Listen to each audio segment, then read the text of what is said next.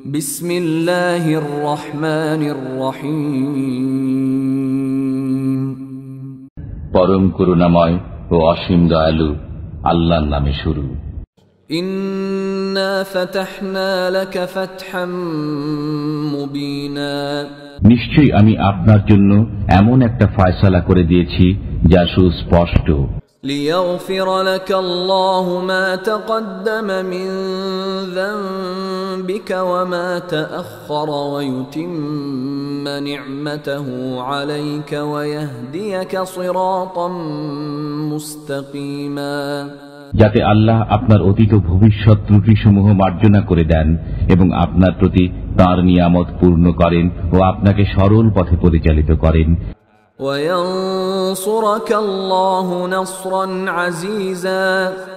এবং আপনাকে দান করেন বলিষ্ঠ সাহায্য।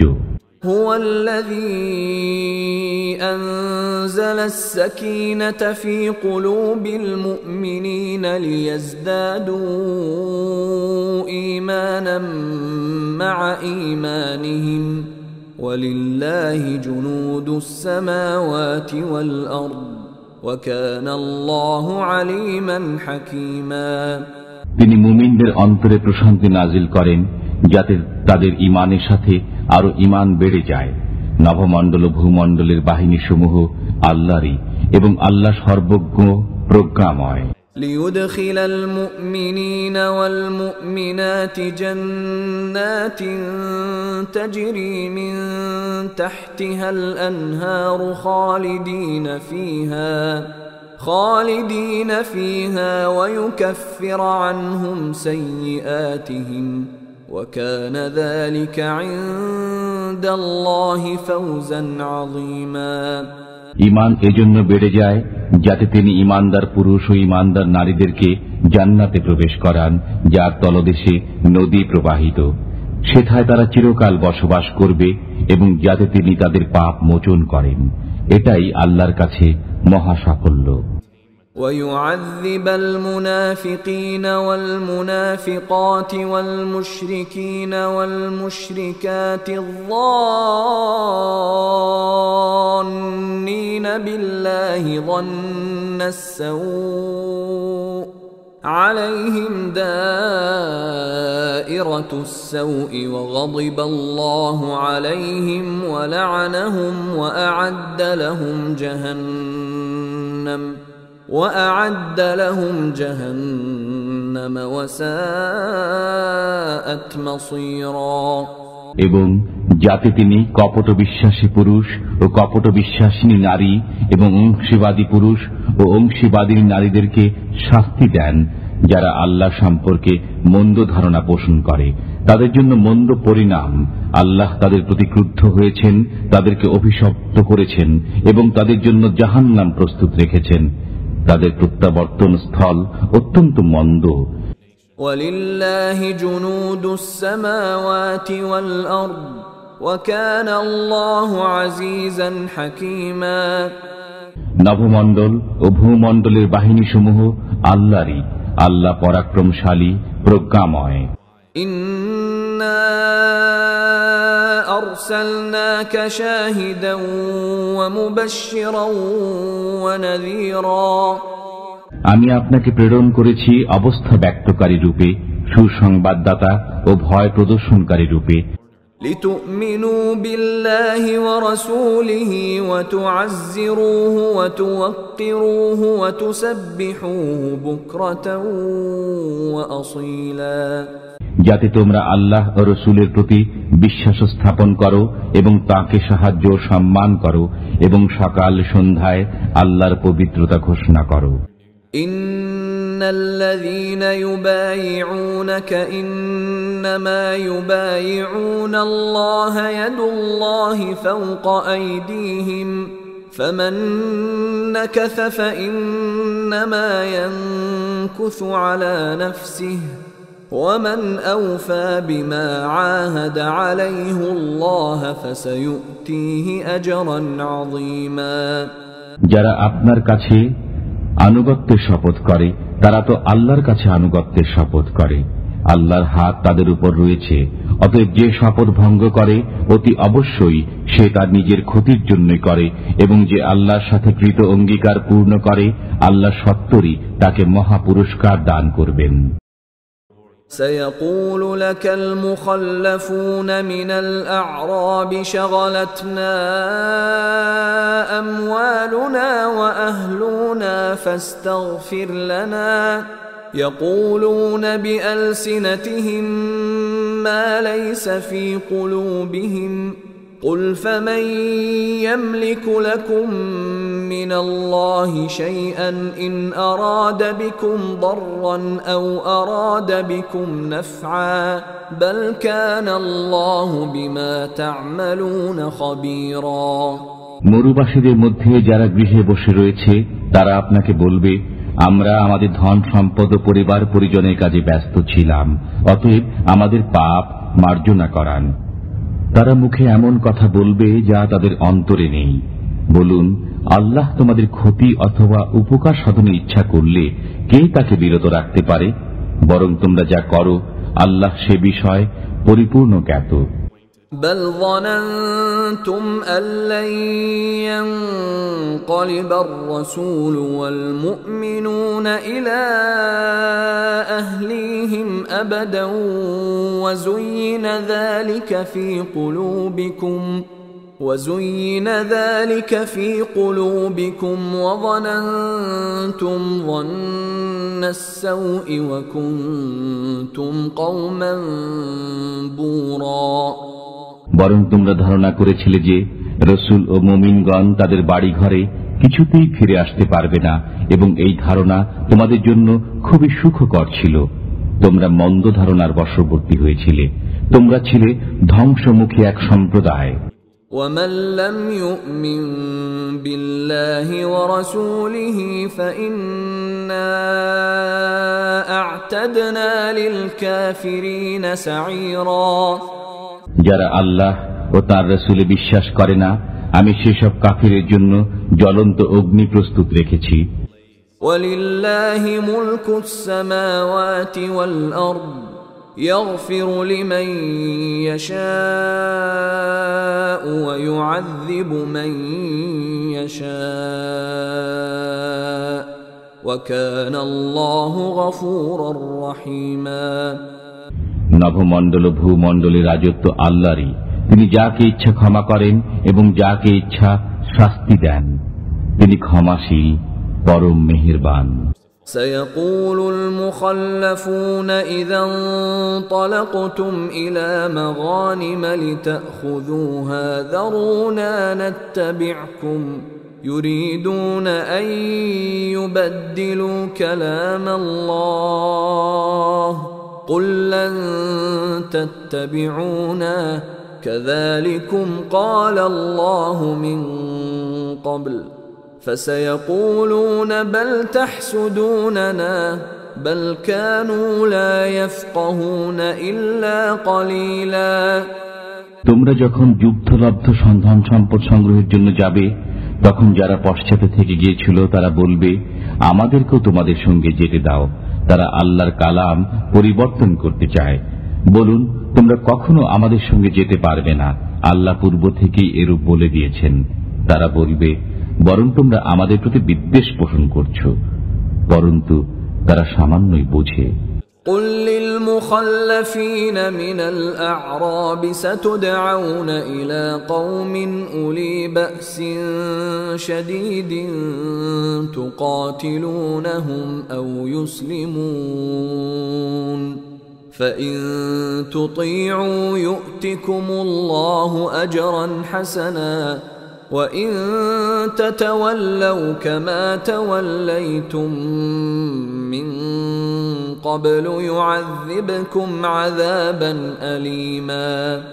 গৃহে অবস্থানকারী মরুবাসীদেরকে বলে দিন, আগামীতে তোমরা এক প্রবল পরাক্রান্ত জাতির সাথে যুদ্ধ করতে আহত হবে। তোমরা তাদের সাথে যুদ্ধ করবে যতক্ষণ না তারা মুসলমান হয়ে যায়। তখন যদি তোমরা নির্দেশ পালন করো তবে আল্লাহ তোমাদেরকে উত্তম পুরস্কার দেবেন, আর যদি পৃষ্ঠ প্রদর্শন করো যেমন ইতিপূর্বে পৃষ্ঠ প্রদর্শন করেছ তবে তিনি তোমাদেরকে যন্ত্রণাদায়ক শাস্তি দেবেন।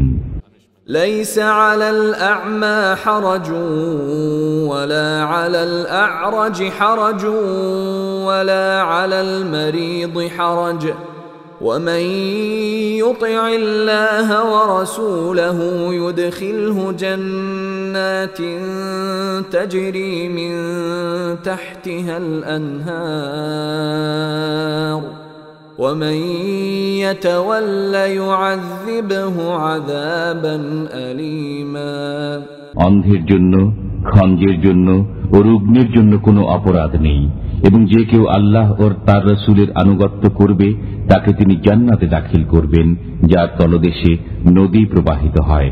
পক্ষান্তরে যে ব্যক্তি পৃষ্ঠ প্রদর্শন করবে তাকে যন্ত্রণাদায়ক শাস্তি দেবেন। لقد رضي الله عن المؤمنين إذ يبايعونك تحت الشجرة فعلم ما في قلوبهم فأنزل السكينة عليهم وأثابهم فتحا قريبا আল্লাহ মুমিনদের প্রতি সন্তুষ্ট হলেন যখন তারা বৃক্ষের নিচে আপনার কাছে শপথ করল। আল্লাহ অবগত ছিলেন যা তাদের অন্তরে ছিল, অতঃপর তিনি তাদের প্রতি প্রশান্তি নাজিল করলেন এবং তাদেরকে আসন্ন বিজয় পুরস্কার দিলেন। ومغانم كثيرة يأخذونها وكان الله عزيزا حكيما এবং বিপুল পরিমাণে যুদ্ধলব্ধ সম্পদ যা তারা লাভ করবে। আল্লাহ পরাক্রমশালী, প্রজ্ঞাময়। وعدكم الله مغانم كثيرة تأخذونها فعجل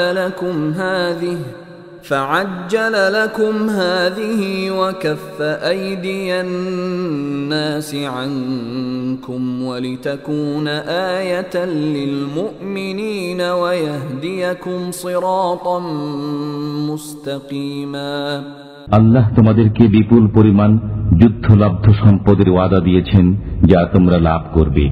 তিনি তা তোমাদের জন্য ত্বরান্বিত করবেন।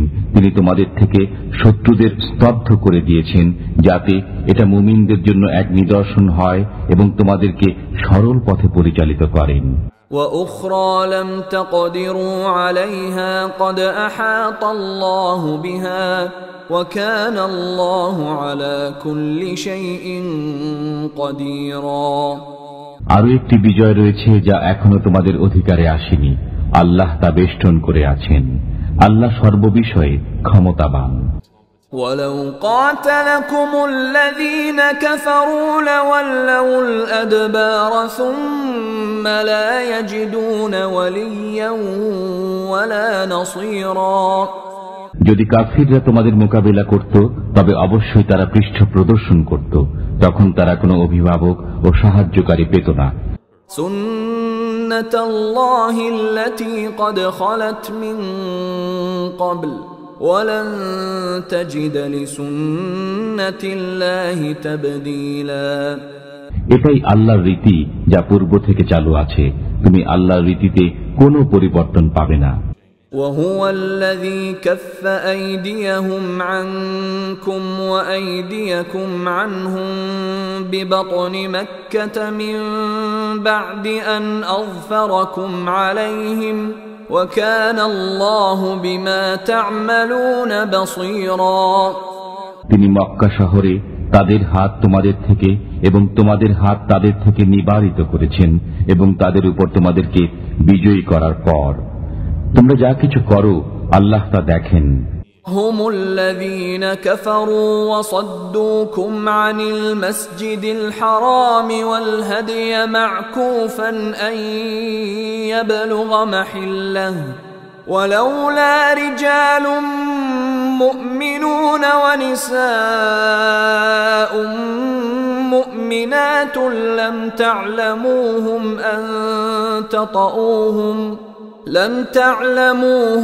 أن تطؤوهم فتصيبكم منهم معرة بغير علم ليدخل الله في رحمته من يشاء لو تزيلوا لعذبنا الذين كفروا منهم عذابا أليما তারাই তো কুফরি করেছে এবং বাধা দিয়েছে তোমাদেরকে মসজিদে হারাম থেকে এবং অবস্থানরত কুরবানির জন্তুদেরকে যথাস্থানে পৌঁছতে। যদি মক্কায় কিছু সংখ্যক ঈমানদার পুরুষ ও ঈমানদার নারী না থাকত যাদেরকে তোমরা জানতে না, অর্থাৎ তাদের পিষ্ট হয়ে যাওয়ার আশঙ্কা না থাকত, অতঃপর তাদের কারণে তোমরা অজ্ঞাতসারে ক্ষতিগ্রস্ত হতে, তবে সবকিছু চুকিয়ে দেওয়া হতো। কিন্তু এ কারণে চুকানো হয়নি যাতে আল্লাহ তাআলা যাকে ইচ্ছা স্বীয় রহমতে দাখিল করে দেন। যদি তারা সরে যেত তবে আমি অবশ্যই তাদের মধ্যে যারা কাফির তাদেরকে যন্ত্রণাদায়ক শাস্তি দিতাম। إذ جعل الذين كفروا في قلوبهم الحمية حمية الجاهلية فأنزل الله سكينته على رسوله وعلى المؤمنين وألزمهم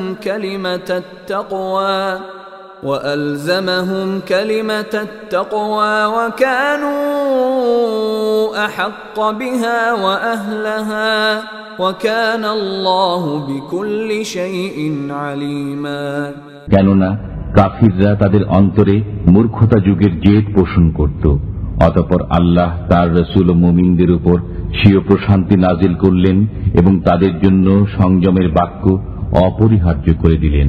বস্তুত তারাই ছিল এর অধিকতর যোগ্য ও উপযুক্ত। আল্লাহ সর্ববিষয়ে সম্যক জ্ঞাত। لقد صدق الله رسوله الرؤيا بالحق لتدخلن المسجد الحرام إن شاء الله آمنين محلقين رؤوسكم ومقصرين لا تخافون فعلم ما لم تعلموا فجعل من دون ذلك فتحا قريبا আল্লাহ তার রাসূলকে সত্য স্বপ্ন দেখিয়েছেন। আল্লাহ চাহেন তো তোমরা অবশ্যই মসজিদে হারামে প্রবেশ করবে নিরাপদে, মস্তক মুন্ডিত অবস্থায় এবং কেশ কর্তিত অবস্থায়। তোমরা কাউকে ভয় করবে না। অতঃপর তিনি জানেন যা তোমরা জানো না। এছাড়াও তিনি দিয়েছেন তোমাদেরকে একটি আসন্ন বিজয়। هو الذي أرسل رسوله بالهدى ودين الحق ليظهره على الدين كله وكفى بالله شهيدا তিনি তার রাসূলকে হিদায়াত ও সত্য ধর্ম সহ প্রেরণ করেছেন যাতে একে অন্য সমস্ত ধর্মের উপর জয়যুক্ত করেন। সত্য প্রতিষ্ঠাতা রূপে আল্লাহ যথেষ্ট। মুহাম্মাদুর রাসূলুল্লাহ ওয়াল্লাযীনা মা'আহু আশিদ্দাউ আলাল কুফফারি রুহামাউ বাইনাহুম تراهم ركعا سجدا يبتغون فضلا من الله ورضوانا سيماهم في وجوههم من أثر السجود ذلك مثلهم في التوراة ومثلهم في الإنجيل كزرع أخرج شطأه فآزره فاستغلظ فاستوى على سوقه يعجب الزراع ليغيظ بهم الكفار وعد الله الذين آمنوا وعملوا الصالحات منهم مغفرة وأجرا عظيما মুহাম্মদ আল্লাহ রাসূল এবং তার সহচরগণ কাফিরদের প্রতি কঠোর, নিজেদের মধ্যে পরস্পর সহানুভূতিশীল। আল্লাহর অনুগ্রহ ও সন্তুষ্টি কামনায় আপনি তাদেরকে রুকু ও সিজদারত দেখবেন। তাদের মুখমণ্ডলে রয়েছে সিজদার চিহ্ন। তাওরাতে তাদের অবস্থা এরূপই এবং ইনজিলে তাদের অবস্থা যেমন একটি চারাগাছ যা থেকে নির্গত হয় কিশলয়, অতঃপর তা শক্ত মজবুত হয় এবং কাণ্ডের উপর দাঁড়ায় দৃঢ়ভাবে, চাষিকে আনন্দে অভিভূত করে। যাতে আল্লাহ তাদের দ্বারা কাফিরদের অন্তর্জ্বালা সৃষ্টি করে। তাদের মধ্যে যারা বিশ্বাস স্থাপন করে এবং সৎ কর্ম করে, আল্লাহ তাদেরকে ক্ষমা ও মহা পুরস্কারের ওয়াদা দিয়েছেন।